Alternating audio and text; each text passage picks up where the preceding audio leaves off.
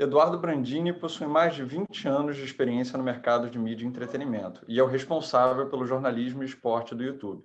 No nosso papo de hoje, ele nos ajudará a entender um pouco mais sobre as particularidades do cenário atual para as transmissões de OTT e a sua relação com a TV convencional. Eduardo, muito obrigado por participar conosco dessa jornada. Obrigado a Sete pelo convite. Eduardo, quais as funcionalidades para a audiência, uma transmissão de OTT, de uma plataforma nativa digital, entrega para o nosso usuário? Olha, no YouTube, o usuário ele tem a possibilidade de assistir o conteúdo em várias plataformas. Com isso, dá a possibilidade, principalmente para uma transmissão ao vivo, se é uma transmissão ao vivo, deve ser de alguma coisa que está acontecendo agora, então o usuário tem aquela sensação de não poder perder aquele conteúdo que só está acontecendo naquele momento.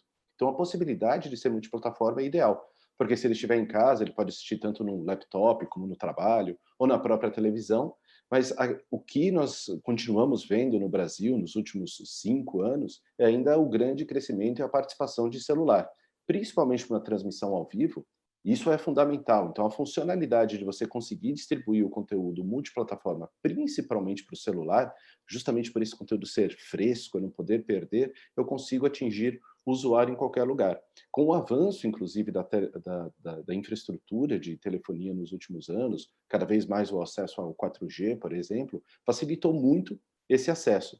E, além disso, tanto para o usuário final, quanto até para o produtor, algumas ferramentas de interação, não só como chat, mas como a participação, ou seja, uma ação para o usuário e a sensação para o usuário, principalmente, de um pertencimento. Se é uma transmissão ao vivo, é algo que eu não posso perder, é algo que está acontecendo agora, seja lá onde eu estiver. Eu posso estar conectado com essa ação e, principalmente, eu posso interagir.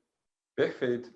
E do ponto de vista do produtor de conteúdo, da emissora de TV, quais são os benefícios da transmissão, principalmente no que tange a questão dos custos, da otimização dos custos? Imagina, a infraestrutura ainda acaba sendo um ponto muito difícil, principalmente quando a gente fala de custos, né? Quando a gente fala do broadcast, né, uma antena, ela tem o mesmo custo para eu gerar o meu sinal se eu vou atingir uma pessoa ou milhares, centenas de milhares de pessoas que estão ao redor daquela antena. Quando a gente vai para o broadband, quando a gente vai para a distribuição de um live streaming, principalmente pela internet, o custo é muito alto, porque cada pessoa, né, inclusive a sua audiência, né, o seu bom rendimento, a sua performance, talvez às vezes também um grande problema para você pelo custo. Uma distribuição pelo YouTube, por exemplo, você não tem esse custo, mas além do custo, o desafio, né?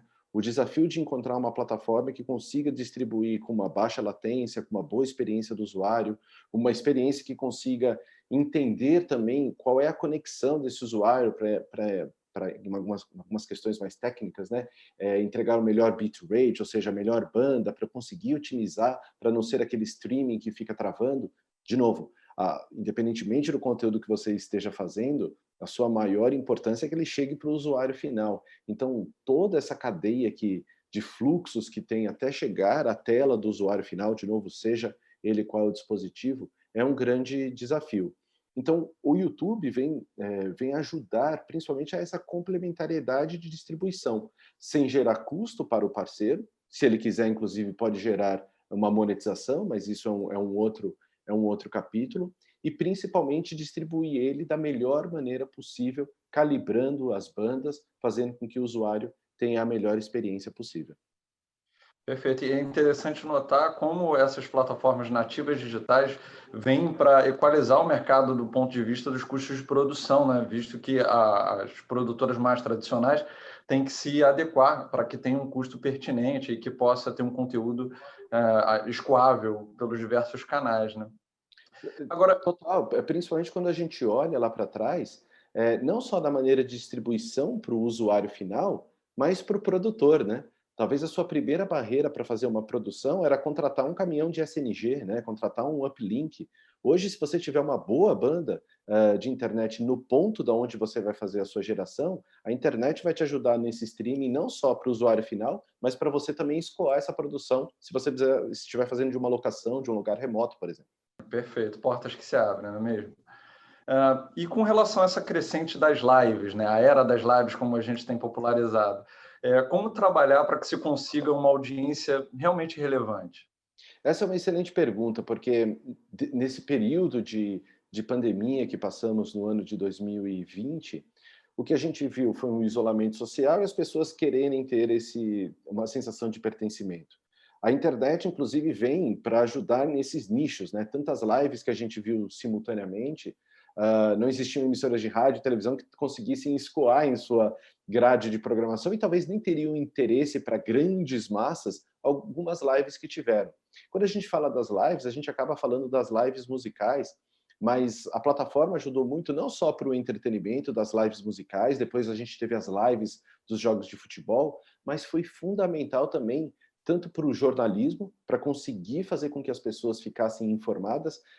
Eu digo que 2019, 2020 juntos foram os anos do breaking news, né? A gente nunca viu tanto breaking news, é como se fosse uma vinheta de plantão que entrasse e nunca mais saísse da programação. E principalmente a educação. Quantas transmissões ao vivo a gente viu de professores em salas, nos seus próprios quartos, como estamos na situação da maioria de nós hoje, né, em casa, podendo continuar entregar conteúdo não só para os seus alunos, mas para tantas outras pessoas que talvez ele não conhecia, mas ele queria dividir esse assunto. Então a gente vê desde o super profissionalismo das lives musicais, com produtoras por trás, tanto de simples usuários que geraram esse seu impacto. Quando a gente olha esses números, né, essas lives que bateram milhões, fala assim, poxa, então é um lugar super interessante, o YouTube que tem uma base de usuários super grande, eu vou também começar a fazer minhas lives lá, e às vezes você começa a fazer sua live e não tem nenhum view, tem meia dúzia de view. O que é muito importante para o YouTube, para tantas plataformas digitais, é você construir uma base de audiência. Acho que isso para tudo, né? Se você abre um pequeno comércio, você não vai conseguir fazer altas vendas no dia seguinte de porta aberta. É a mesma coisa, se você abrir um canal no YouTube, você tem uma construção da sua audiência.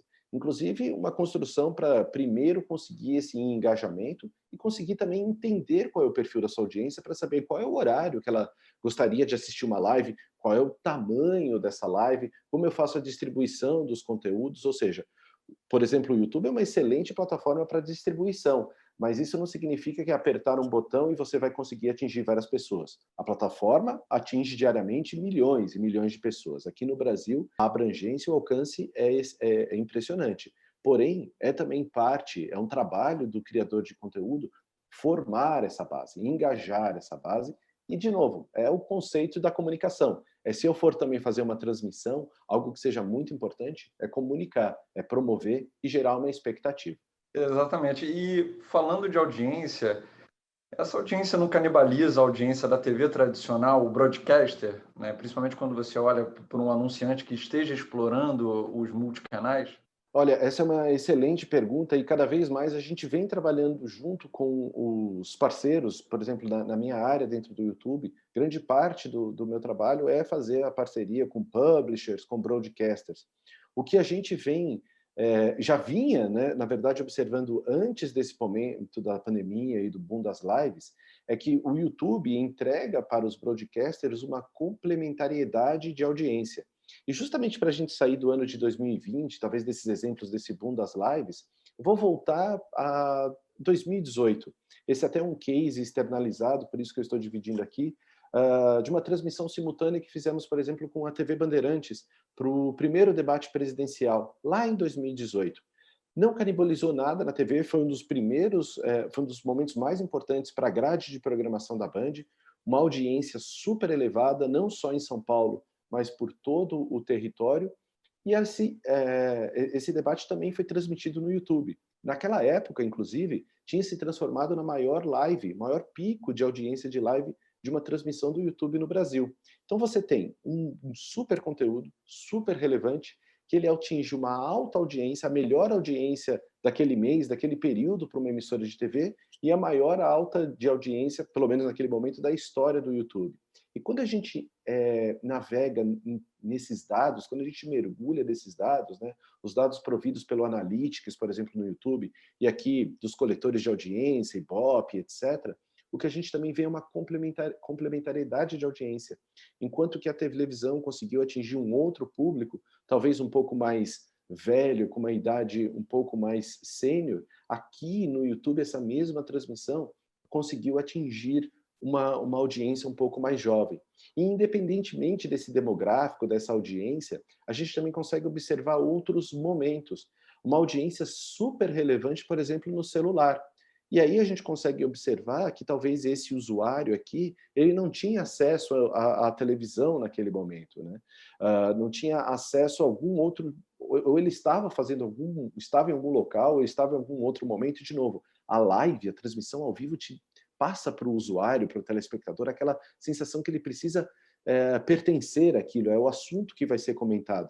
Então a pessoa não quer perder. Então o caso do debate, ele é excelente pela essa complementariedade. E tantas outras transmissões, as transmissões da final, mais recentemente, da final do Campeonato Carioca, que foi transmitido no SBT, o Fla-Flu, recorde de audiência também no YouTube, ou seja, há sempre um público cada vez mais querendo assistir um conteúdo, mas talvez vem complementar aquela audiência que a TV não conseguia abranger, ou pelo desafio físico da televisão na casa, mesmo pela transmissão digital do ANSEG, talvez a cobertura, chega à internet para atingir e para resolver essa questão de acessibilidade, portabilidade e talvez de abrangência de sinal em alguns momentos.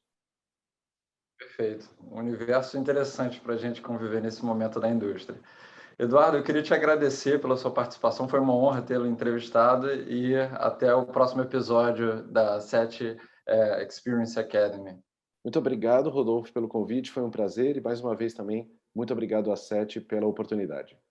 E a você que nos assiste, não perca os outros vídeos da nossa trilha. Até a próxima.